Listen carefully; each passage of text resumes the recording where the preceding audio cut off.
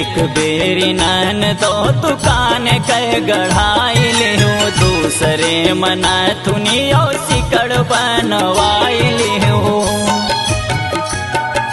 ए नन दो सुन तो एक बेरी नन दो दुकान कह गढ़ाई ले हूँ दूसरे मना थुनियो सिकड़ बनवाई ले हूँ। तीसरे मांगी रही हूँ हमसे कांगना तीसरे मांगी रही हूँ हमसे कांगना के अब हो बना ललन नन दो तोहरे कारना के अब